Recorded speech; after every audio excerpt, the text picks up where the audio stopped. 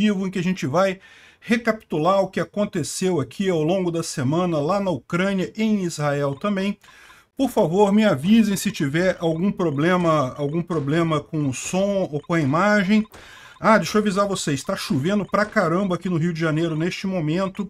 Então, se por acaso essa live cair, não foi nada demais, não foi o Xandão vindo aqui me pegar. Não foi nada demais, é porque às vezes a internet cai aqui em casa mesmo quando chove muito.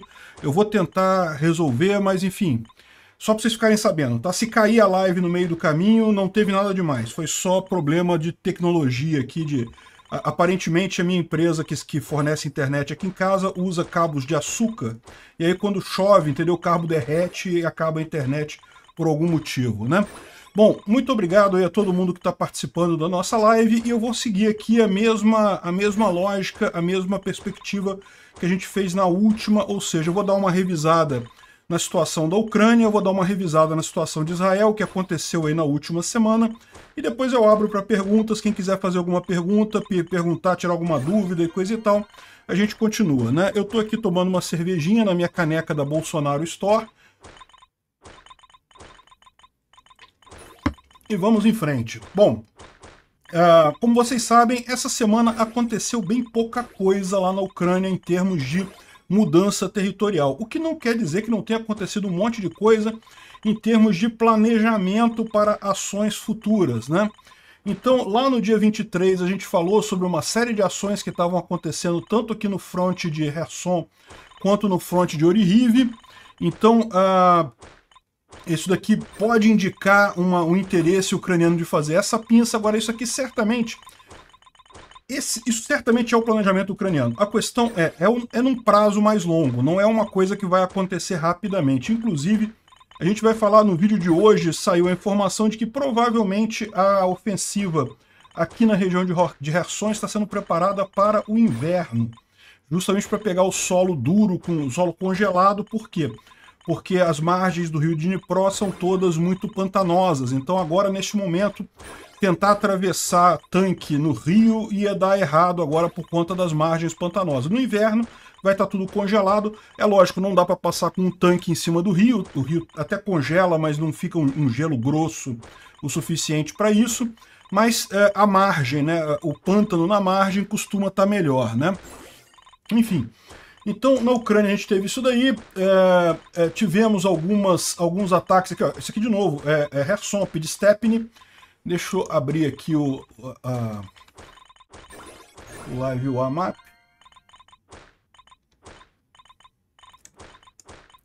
Pidstepny é tudo aqui nessa região aqui da margem esquerda do rio Dnipro, Pichanivka, Poima, Pidstepny.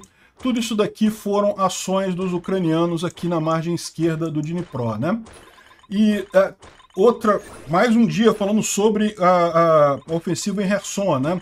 Então a possibilidade que estava sendo aventada por alguns canais russos de que os ucranianos estariam planejando fazer este cerco aqui à região de Olesk, né? Olesk é essa cidade aqui, é uma cidade muito grande que tem aqui. Então, se você olhar mais para baixo aqui um pouquinho, Olesk é essa enorme cidade que tem aqui, mas ela tem uma característica que ela fica atrás dessas dunas aqui, essa coisa amarela aqui são dunas, tá? São areiões que tem aqui em Kherson. Então, os ucranianos estão aqui em Poima, então quer dizer que eles estão muito perto de tomar essa interseção aqui da M14 com a M17. Isso interromperia a possibilidade de abastecimento de Olesk a partir aqui das outras pontes russas aqui. E ainda permitiria o abastecimento pelo outro lado, pela P-57 aqui, através de Rola Pristan.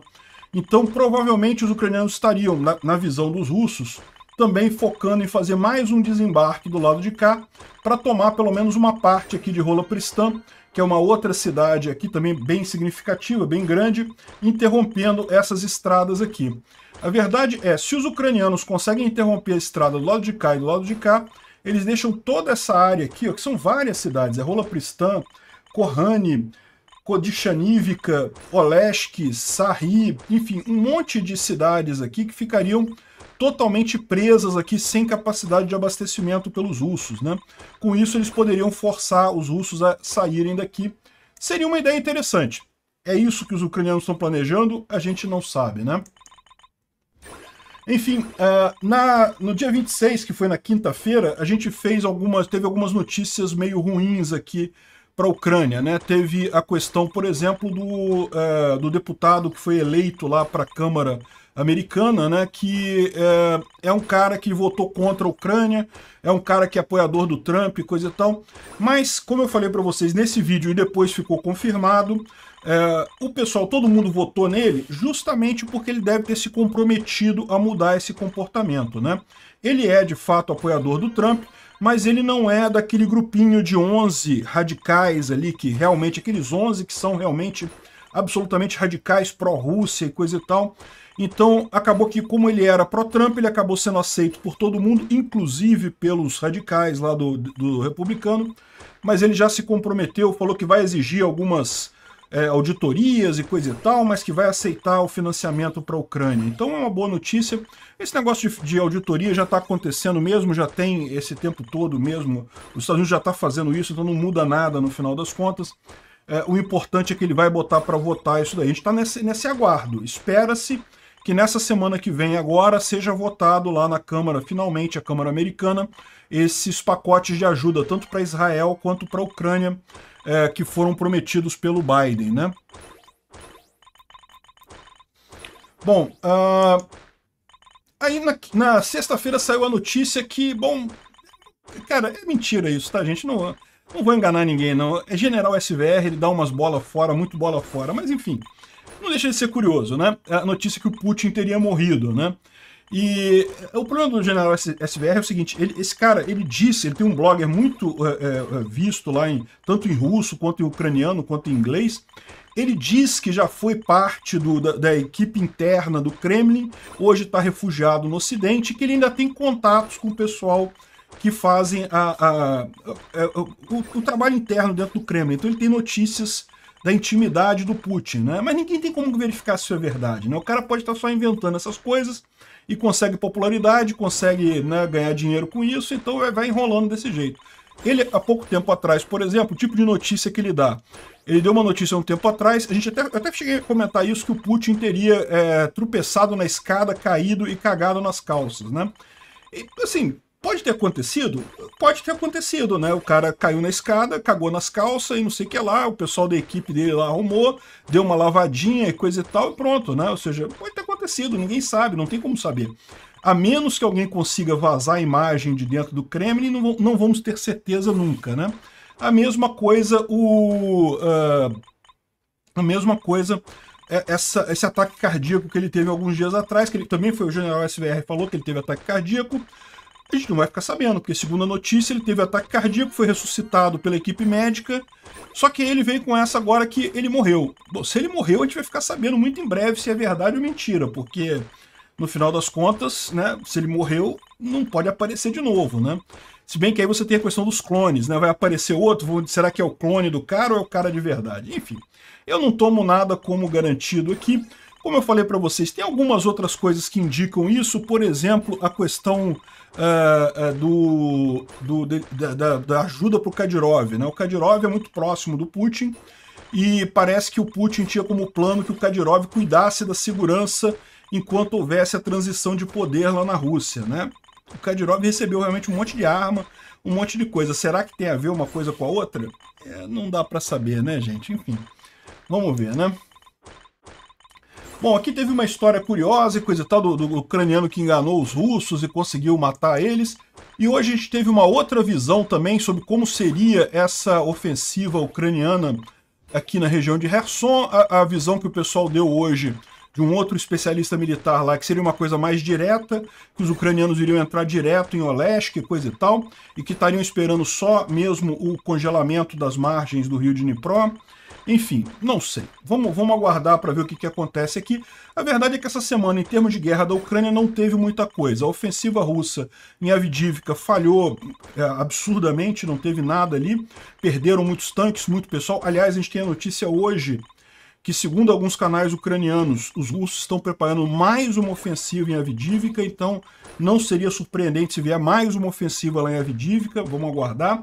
Mas assim, não teve nada significativo. Certamente os ucranianos estão se preparando aí para as próximas etapas dessa ofensiva, né?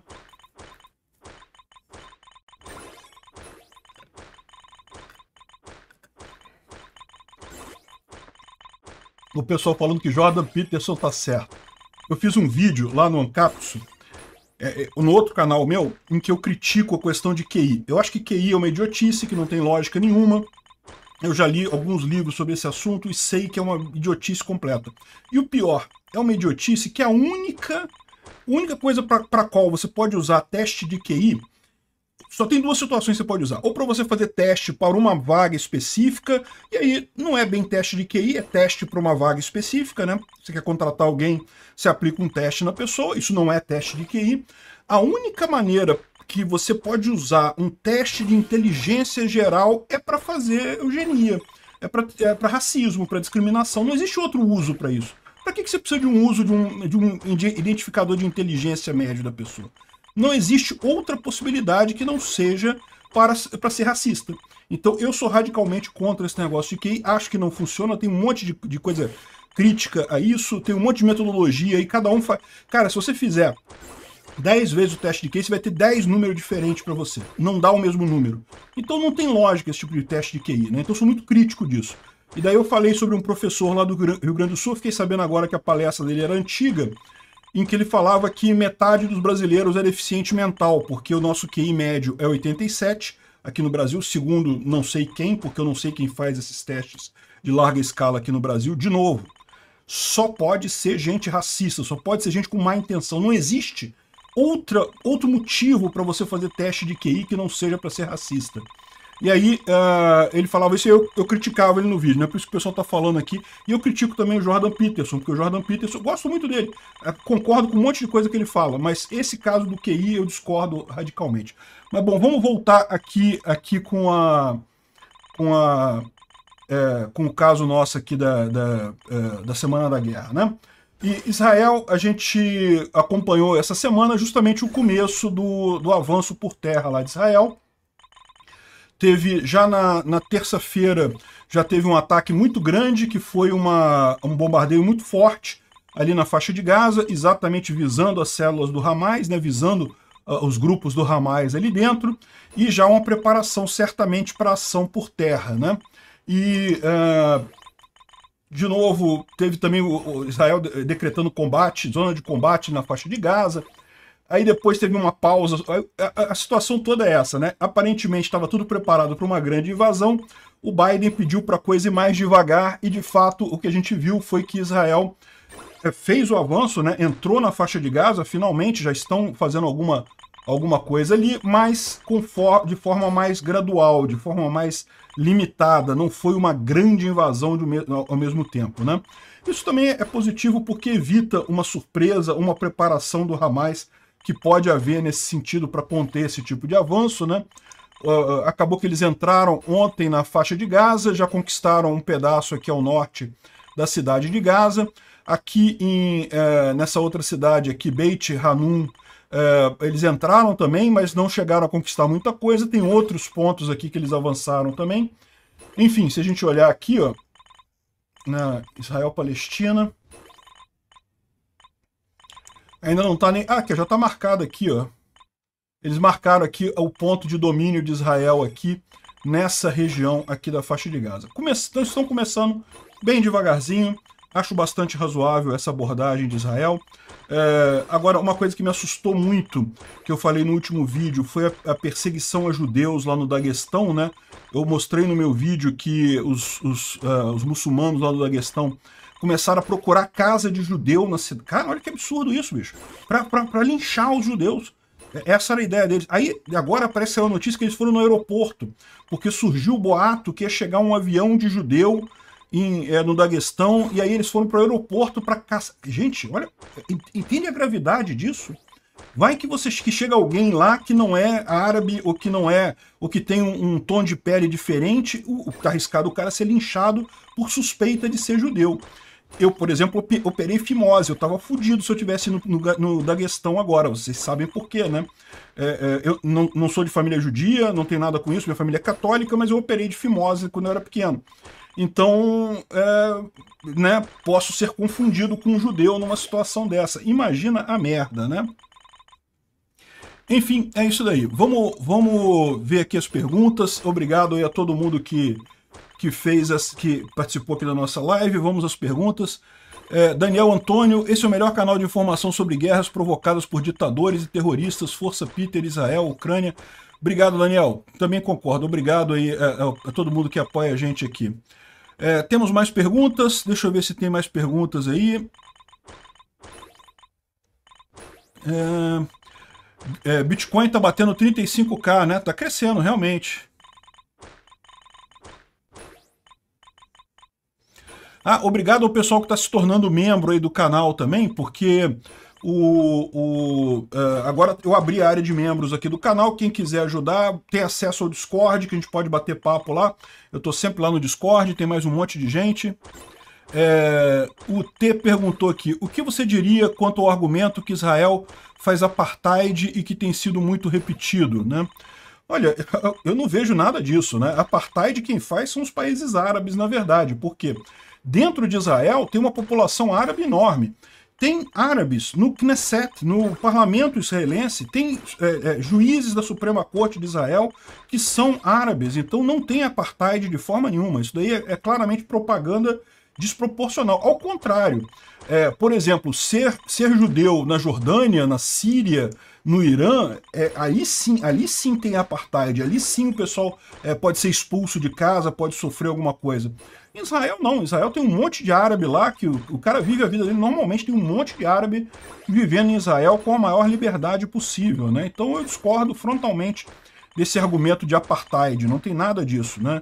Aliás, outra coisa também, alguns falam que Israel pratica genocídio contra os árabes. Aí você pega a população árabe em Israel e ela só tem crescido. Que diacho de genocídio é esse que só aumenta a população? Não faz sentido isso, né? Genocídio, vocês sabem, é para diminuir a população. A população de judeus no mundo, por exemplo, nunca se recuperou. Até hoje, ela é menor do que antes da época do Hitler, por causa do Holocausto. Ali sim foi um genocídio. Não, estão usando a palavra errada, não é isso, né? Enfim, e o Israel está plenamente justificado em agir contra o Hamas aqui.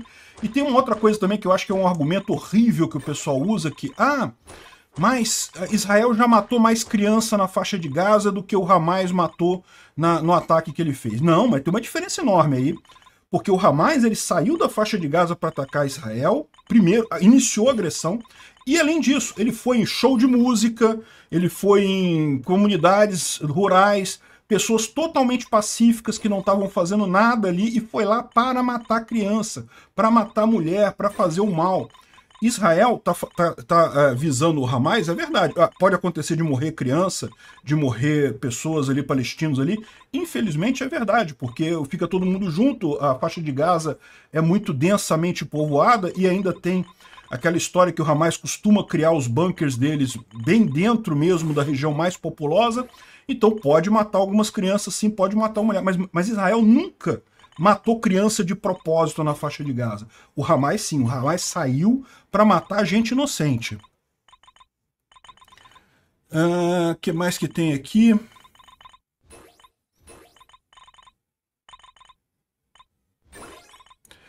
O Sound of Silence está falando aqui, ó, eu vi isso, aqui no Brasil até os anos 90 protestantes eram expulsos de casa ao serem descobertos.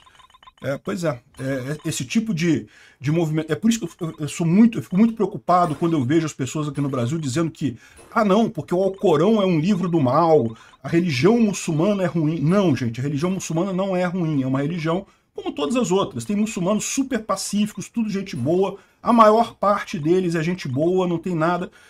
O que tem que ser contra são esses radicais muçulmanos, são esses terroristas muçulmanos. Esse sim é um absurdo.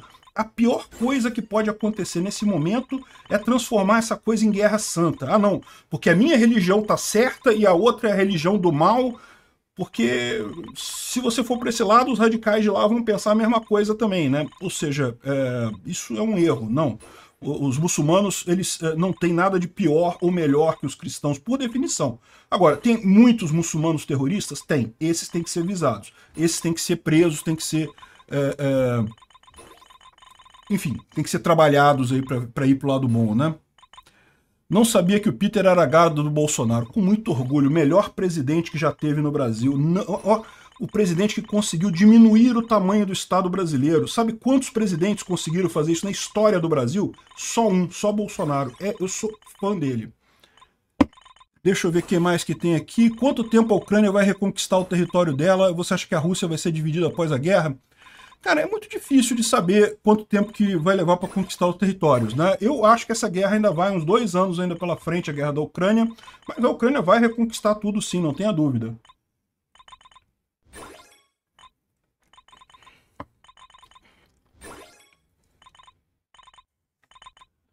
Peter, você acha que a Ucrânia ainda tem bastante reservas? Com certeza. A Ucrânia mobilizou 1 milhão de soldados, né? Estima-se que eles tenham em torno de 1 milhão de soldados agora prontos para a luta lá na Ucrânia. Em tese, eles podem mobilizar 5 milhões. Então, o pessoal gosta de fazer essa comparação que, mas a Rússia tem 3 vezes mais população. Então, em tese, a população russa não vai acabar enquanto a ucraniana pode acabar. Isso não corresponde nesse caso. Por quê? Tanto a Ucrânia quanto a Rússia são grandes demais. A população da Ucrânia é de 40 milhões de habitantes. 40 milhões de habitantes, você pode imaginar aí que pelo menos uns 5 milhões podem ser mobilizados para essa guerra, né? A Rússia tem lá a população 3 vezes maior, então em tese a Rússia pode mobilizar 15 milhões de habitantes. Mas, cara, são números tão grandes que muito antes desses números chegarem, o país já quebrou completamente, destruiu completamente. Então, eu não vejo esse problema do tamanho de questão de mobilização. Os dois lados têm mobilização, que você pode dizer, quase infinita aí nessa questão. Na questão é que você tem que ter dinheiro também, porque não basta você mobilizar o soldado se você não puder armar ele, não puder botar as armas e coisa e tal, enfim. Putin tá vivo? Eu espero que não, mas infelizmente eu acho que sim. A Venezuela vai mesmo invadir a Guiana? Eu acho que tem essa possibilidade. Eu acho que tem essa possibilidade seriamente. O que eu falei para vocês, não por definição do Maduro, né? O Maduro sabe que invadir a Guiana seria um suicídio para ele, mas é aquele negócio. O Putin quer muito expandir a guerra para o mundo todo. Então o Putin pode cobrar isso do Maduro.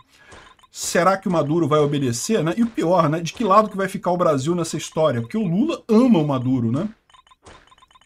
Já pensou a gente aqui, os reservistas aqui no Brasil, tendo que entrar pro exército para defender a Venezuela, meu amigo? Existe uma possibilidade, né? A Rússia usará bombas nucleares? Não, já falei isso. A Rússia vai ameaçar, vai fazer teste. Ela não fez teste ainda, vai fazer teste. Explodir bomba, ela vai fazer a coisa toda, mas usar ela não vai usar porque ela sabe que no momento que ela usar, ela acaba, né? É um decreto de morte para a Rússia. Não só os Estados Unidos e a Europa, como também a China vão simplesmente abandonar a Rússia e vão vir com tudo. Então, não, a Rússia não vai usar armas nucleares. Salve Peter, na sua visão, quais as chances da Turquia entrar nessa briga? Eu também acho que o Erdogan não entra nessa briga não, tá? Porque o Erdogan, ele tá com os problemas dele. O que o Erdogan tá fazendo? O Erdogan tá usando esse negócio para ganhar popularidade, a verdade é essa. É muito fácil para esses políticos, né, usar essa causa palestina para ganhar popularidade. Por isso que os países árabes todos fazem isso. E é uma coisa extremamente hipócrita, porque eles fazem isso que estão apoiando a Palestina e coisa e tal, mas na hora de receber refugiado palestino, nenhum quer, cara. Nenhum país árabe aceita refugiado palestino. Que negócio é esse? Se você apoia a Palestina, por que não receber refugiados palestinos, né? Não, nenhum deles quer. Exatamente por conta disso. É só política, é só querendo ganhar popularidade na população local, né? Bom, pessoal, então acho que eu vou encerrar por aqui, tá, gente? Essa nossa live semanal é para ser curtinha mesmo, é só para dar uma revisão da semana. Muito obrigado mais uma vez a todo mundo que participou aqui e aguardo vocês aí durante a semana com as nossas notícias aqui da Ucrânia e de Israel e é isso daí. Grande abraço para todos. Do calor nas vias urbanas, um vereador propôs uma ideia mirabolante e nada convencional. É isso aí, meus amigos. Os políticos brasileiros não cansam de nos surpreender. Este é o Visão Libertária, sua fonte de informações descentralizadas e distribuídas. Esse artigo foi escrito por Quintessência, revisado por Donda e narrado por Coreia com K.